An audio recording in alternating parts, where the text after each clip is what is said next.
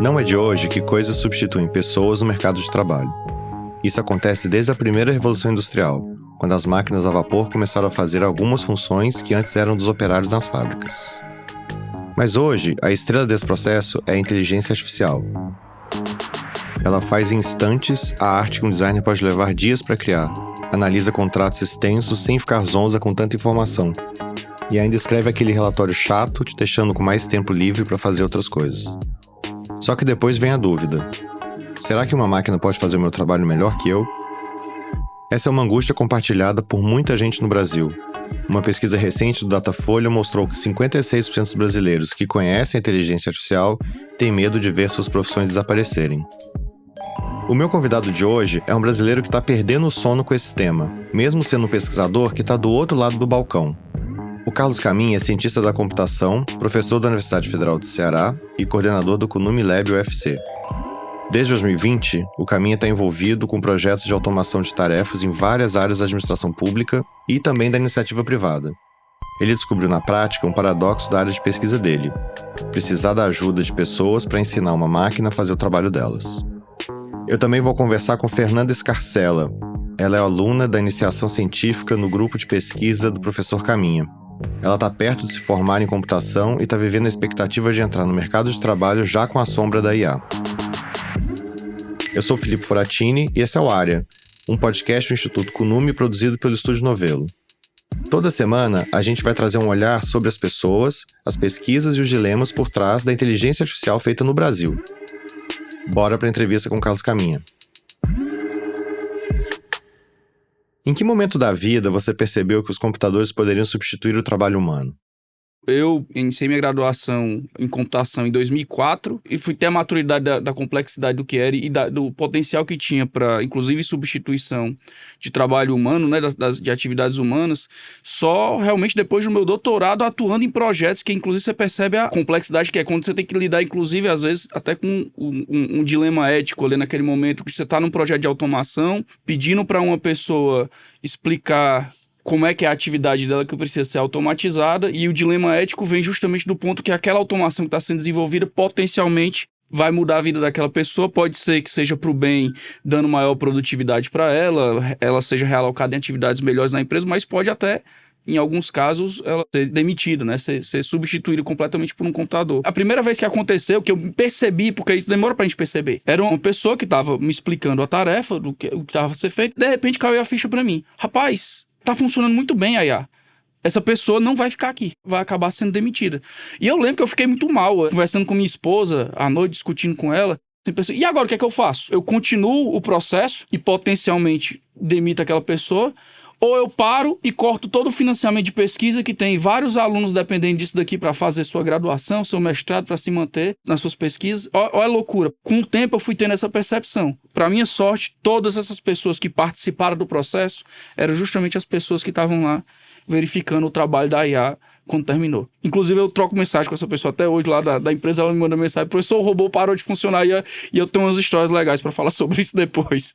E a sua primeira experiência foi no Tribunal de Justiça, né? De um projeto de automação. Como é que foi isso lá? Verdade. O meu primeiro projeto de automação de processo foi por volta de 2020 no Tribunal de Justiça do Estado do Ceará. Assim, a sociedade, a gente não tem muito essa dimensão do problema. A gente vê toda hora as pessoas falando: a justiça é lenta, a justiça é lenta, a justiça é lenta. Só que a gente tem uma sociedade que ela é toda desenhada para sobrecarregar a justiça. A gente aqui no Brasil, quase tudo se judicializa. As coisas às vezes não funcionam tão bem e a gente acaba sobrecarregando o judiciário. E lá dentro existem várias etapas. Quando um advogado escreve uma petição inicial e dá entrada lá no sistema, por exemplo, que é o PJE, para iniciar uma tramitação toda jurídica, até trânsito e julgado, aquele processo, aquilo ali é só o primeiro passo. Vai ser transferido, vai ter várias etapas lá dentro do tribunal que vai ter que ser passado até você chegar à etapa de trânsito julgado. E algumas dessas tarefas, que a gente chama de movimentações do processo, elas basicamente eram feitas por limitações dos sistemas. Eu trabalho muito com automação, Felipe, em sistemas que são sistemas legados. Um sistema legado é aquele sistema que ele é bem antigo, desenvolvido numa linguagem que hoje não tem mais nem programador para desenvolver. Então, ele é super antigo, funciona funciona muito bem para 90% das coisas, mas 10% ele está defasado e é muito custoso pedir para alguém mexer nele, porque, de novo, não tem mais gente capacitada para mexer. A linguagem de programação dele defasou. E esses sistemas estão dentro dos tribunais, estão dentro das organizações, fazendo 90% do que é para fazer. E esses 10% às vezes envolve fazer as pessoas terem atividades que fazem muito mal para a saúde delas. Olha o caso aqui, por exemplo, do Tribunal de Justiça. Tinha uma determinada turma que eles precisavam pegar uma planilha que saía de um dos sistemas lá do tribunal, era gerada uma planilha com todos os processos. As pessoas tinham que pegar, os colaboradores lá do tribunal, um a um nessa planilha, aí pegava o primeiro, colocava, fazia uma busca, apertava no botão encaminhar, assinava digitalmente e pegava o próximo. Esses colaboradores faziam para 300 processos, isso toda semana. Tinha gente lá desenvolvendo problema em articulação. Esse é o tipo do trabalho que não desafia a capacidade técnica de ninguém. Isso é um trabalho meramente que acontece porque existe uma limitação tecnológica dentro da organização e é um custo muito alto de você pegar e ajustar esse sistema para esse novo padrão. Então, o que é que a gente fez na época?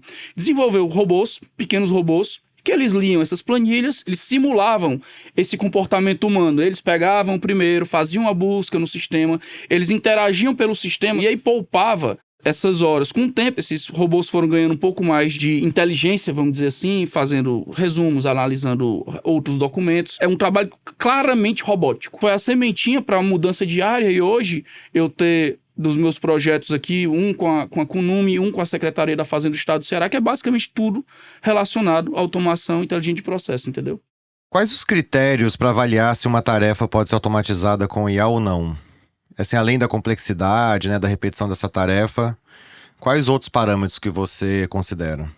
Hoje, basicamente, o que se discute quando você vai fazer a automação de um processo é se a tarefa ela é difícil de fazer, mas ela é fácil de checar, já começa tendo um potencial bom para trabalhar com inteligência artificial. Todas as regulações nacionais, internacionais de inteligência artificial obrigam o uso de inteligência artificial com intervenção humana, né? Tem que ser checado por humano. Você pode fazer a automação de uma tarefa quase por completo, mas no final, o ideal é que tenha um relatório que a pessoa, um humano, olha e checa se a tarefa foi feita. Claro, essa avaliação de que ela é difícil de fazer e fácil de checar, isso só vem de muita conversa, né? Porque eu poderia simplesmente perguntar para uma pessoa, quantas horas você demora para fazer essa tarefa? E ela diz, não, eu passo 8 horas para fazer isso daqui. Então, você fala, eu consigo fazer aqui um algoritmo, fazer em 15 minutos, eu ganho tempo. Mas é bom você entender o processo, que pode ser que a tarefa está demorando 8 horas, mas não é porque ela é complexa, é só porque, às vezes, tem uma questãozinha tecnológica que não é uma IA, uma coisa, às vezes uma planilha, que podia, uma coisa no processo que poderia mudar,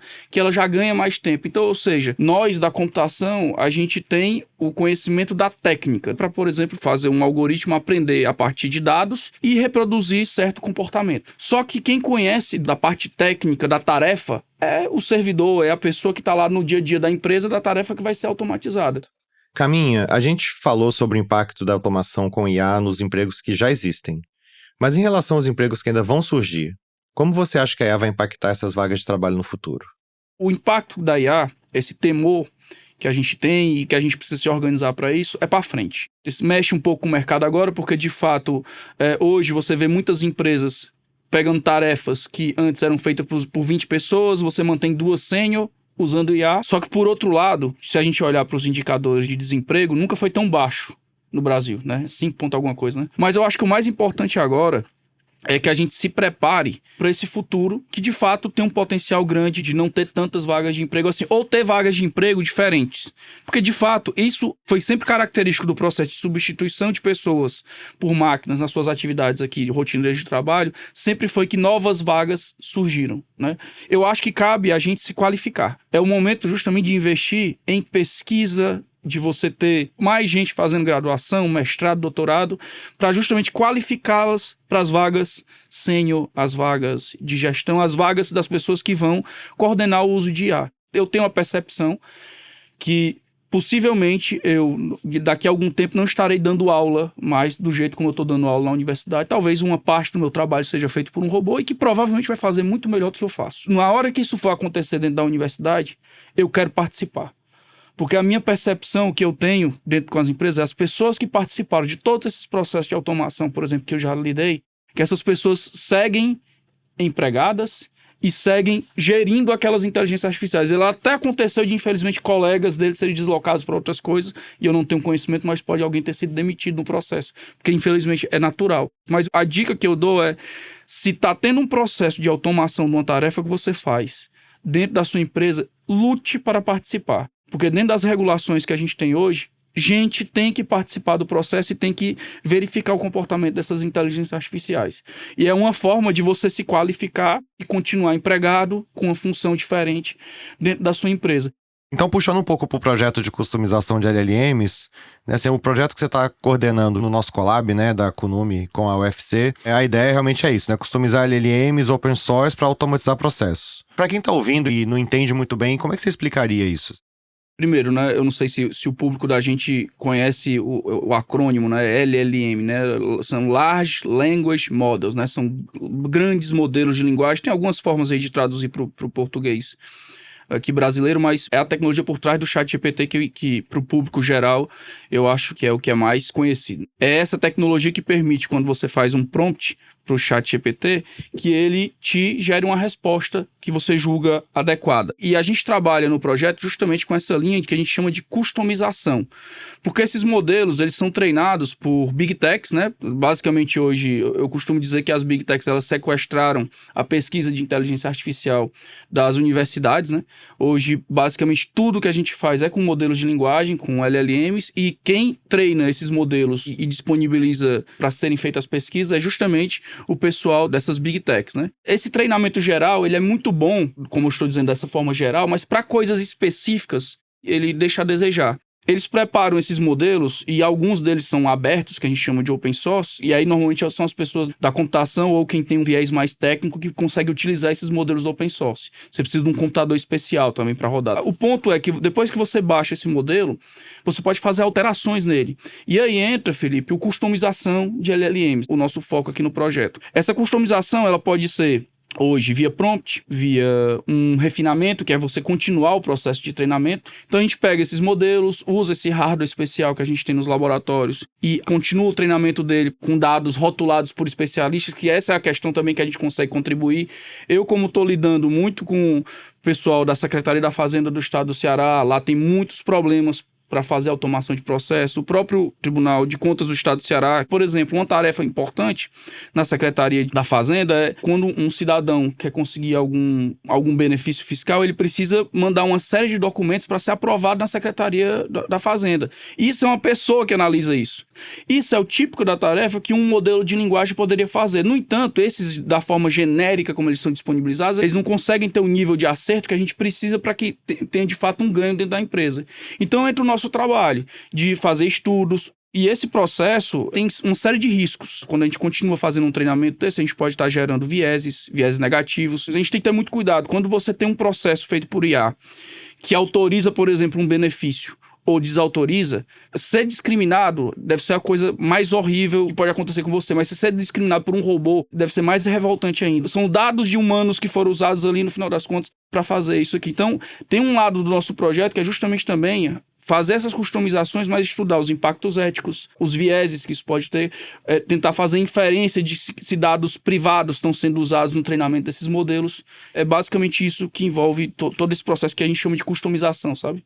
Mas aí, quais outras áreas, né, vocês imaginam as aplicações, né, desse estudo, desse projeto?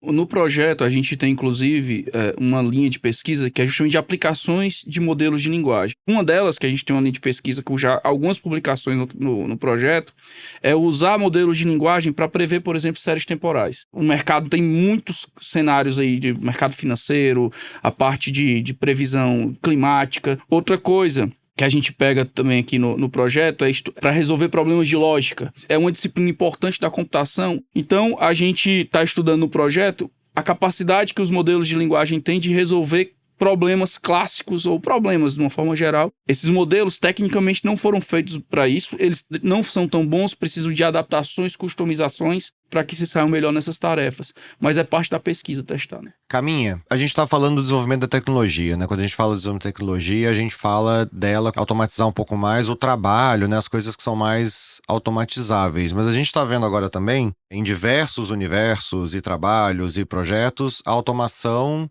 do pensamento, assim, a automação da criação. Como é que você está vendo isso, os dilemas que isso traz para a gente e como que você está vendo a reação das pessoas a isso também? Não é novidade computador substituir gente. Desde as fábricas da Ford aí de 1950, você tem, né, gente sendo substituída por máquina. Só que eu acho que o que é crítico agora e que está fazendo a sociedade um pouco se movimentar e receber de forma perplexa é que normalmente eram as pessoas do operacional é que eram mais afetadas. Hoje em dia, as pessoas do gerencial, as pessoas que tomam as decisões, as pessoas que pensam dentro das empresas também estão sendo ameaçadas. Pelo menos a gente vê potencial de uma inteligência artificial fazer uma parte do trabalho dessas pessoas. As pessoas que estão no nível mais gerencial, que pensam, que tomam decisões impactantes dentro das empresas, tendo ameaçado pelo menos parte do trabalho dela ser substituído por máquinas. E eu acho que isso causa um rebuliço aqui na sociedade, para usar um termo local aqui, né?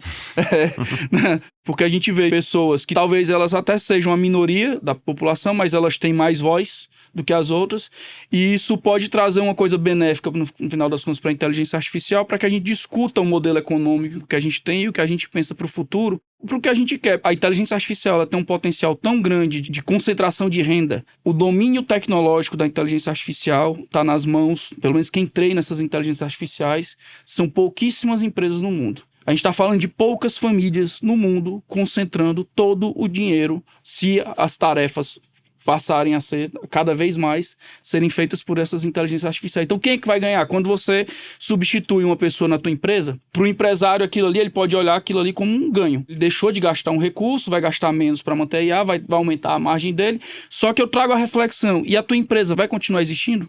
A discussão da concentração de renda, na minha visão, ela vai para um outro nível. E eu acho que é uma questão política que precisa ser acelerada na discussão, porque, de fato, se a IA continuar evoluindo, avançando do jeito que está avançando, já vai gerar uma concentração de renda muito maior do que a gente tem hoje, sabe? Como que você está vendo a adaptação da tecnologia para um uso mais humano, dentro do que a gente está acostumado a lidar com outros humanos conversando, e como que você vê também isso como um gerador, talvez até de uma dependência, assim, na vida das pessoas? Eu acho que a questão da popularidade da IA atualmente, Felipe, ela vem muito também num ponto de uma questão de acessibilidade. Antes, para customizar o comportamento de uma IA, eu precisava treiná-la, retreiná-la, precisava de um hardware específico. Agora não, está hospedado numa página na internet que você vai lá, escreve uma mensagem, você customiza para a tua tarefa do teu dia a dia e ela te dá uma resposta adequada, ou seja, você, entre aspas, você treinou, você ajustou aquela e a customizou, para usar o termo que a gente tá usando aqui no podcast. A inteligência artificial hoje, via modelos de linguagem, ela é acessível para boa parte das pessoas. Eu não sei até que ponto a gente está perto de uma bolha de estourar aí, de irritar as pessoas, porque hoje praticamente todo produto que vendem pra gente tem um selozinho de AI lá, que alguma coisa tá usando de inteligência artificial, justamente por esse potencial que a IA tem hoje de ser muito acessível para alguém que não é da computação, né? Esses dias eu comprei uma escova de dente com IA. Pois é. É aquela elétrica, né? Pelo menos é elétrica. Depois do intervalo, a gente volta com o Carlos Caminha explicando por que ele acha que a inteligência artificial precisa ser tratada como assunto de soberania nacional. Eu também vou conversar com uma estudante do laboratório dele sobre como os jovens que buscam o primeiro emprego na área de computação estão se preparando para entrar no mercado de trabalho cheio de tarefas automatizadas pela IA. A gente volta já.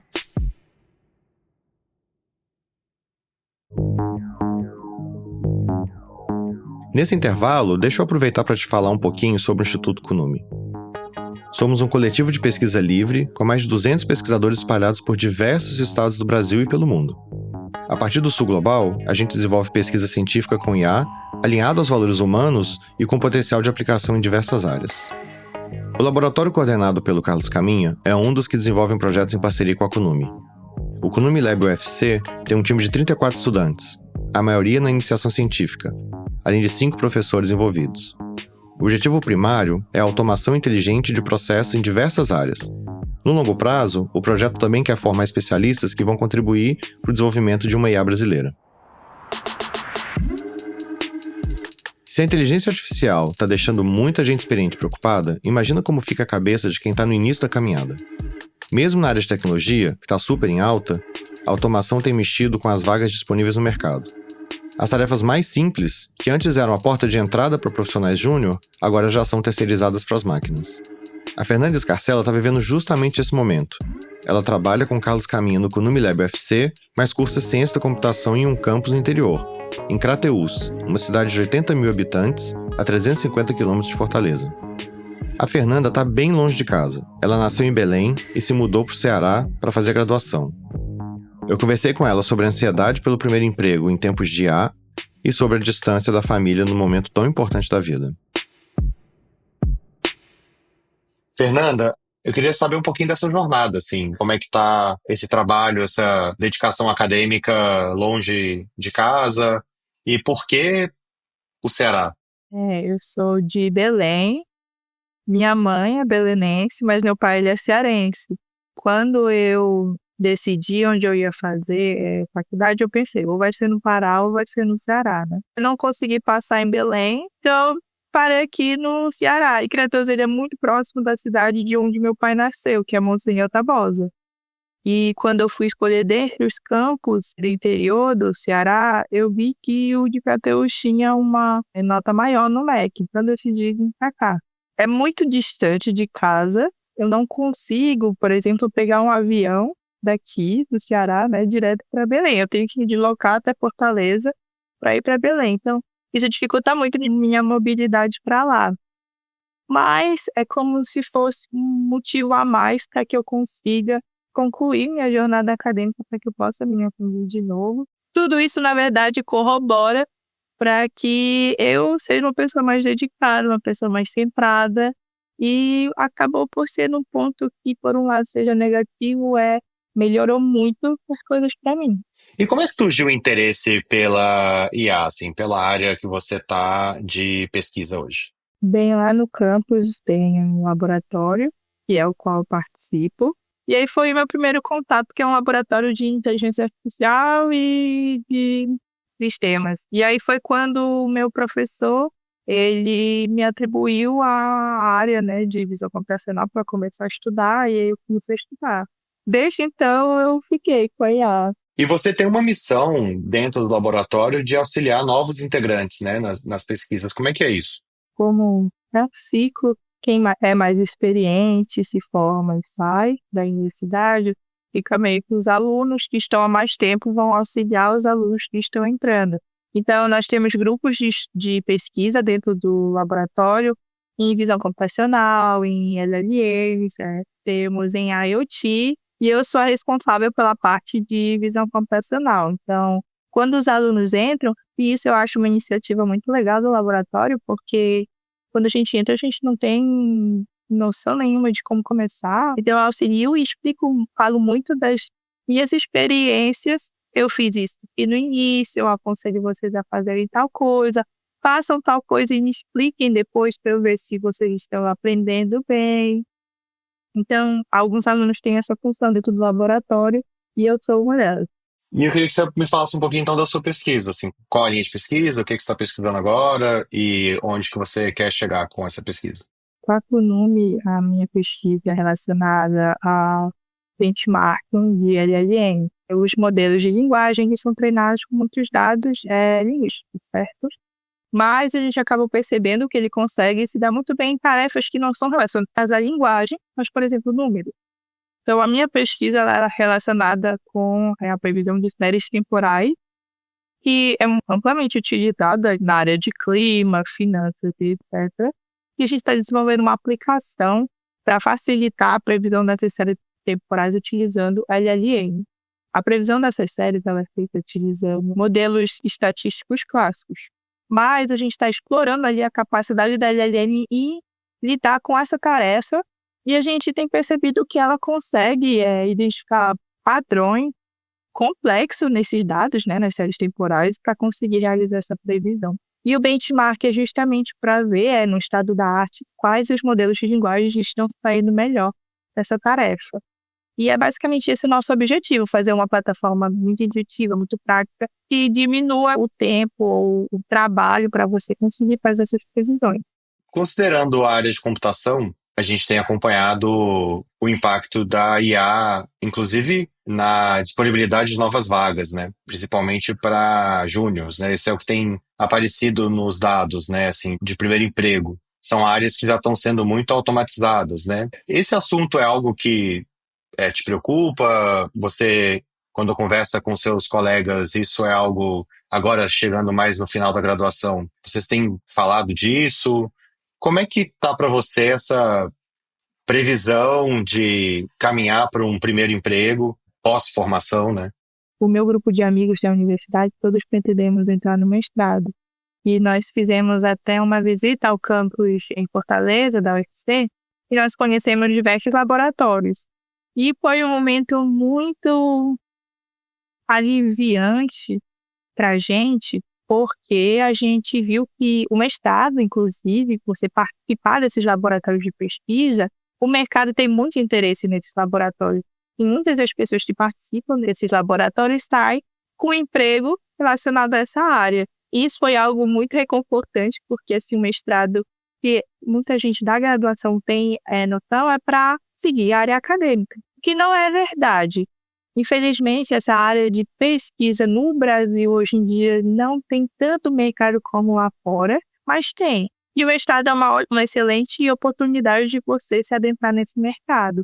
Se não fosse o mestrado, eu já pensamos nessa possibilidade, seria um pouco mais difícil com certeza, porque eles contam muito com experiência. É algo que na universidade a gente tem muito através de projetos de pesquisa, mas talvez não seja o suficiente, entendeu? A preocupação é sair qualificado, e eu acho que participando desses projetos da universidade, principalmente pesquisa em IA e participando do mestrado, eu acho que é uma boa bagagem ali de conhecimento que você pode mostrar, por exemplo, numa entrevista de emprego, e mostrar que você é capaz de assumir aquele serviço, entende? Então é dessa forma que eu e os amigos pensamos.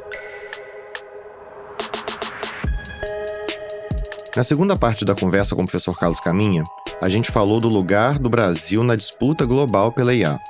Ele explica o que significa, afinal, ser um país soberano no meio de uma corrida tecnológica que movimenta as grandes potências.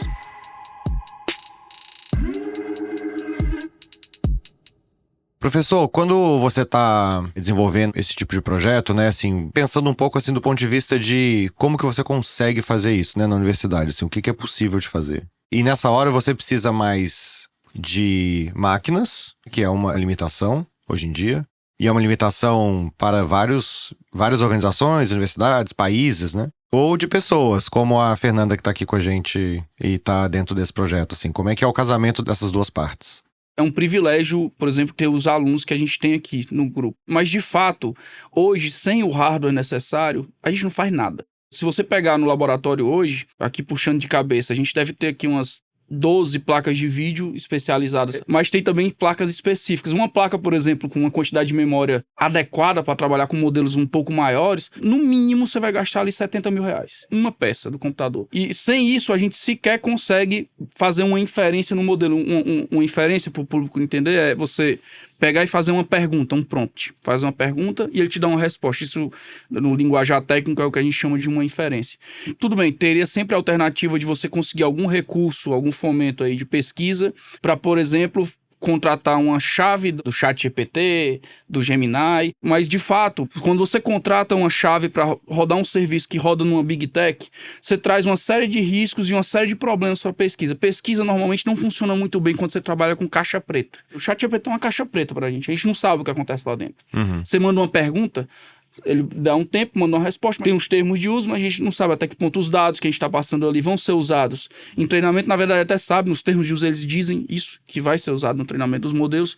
Então, ou seja, imagina eu fazer uma pesquisa com dados da Cefaz, da Secretaria da Fazenda, que nossos alunos aqui, muitos deles assinam termos de confidencialidade com o órgão, porque estão tendo acesso a esses dados, e eu estou mandando esses dados para ser processados numa Big Tech para fazer a pesquisa. Sim. Então, se eu não tiver o hardware local, a própria pesquisa não vai funcionar do jeito que ela tem que ser, garantindo a privacidade das pessoas.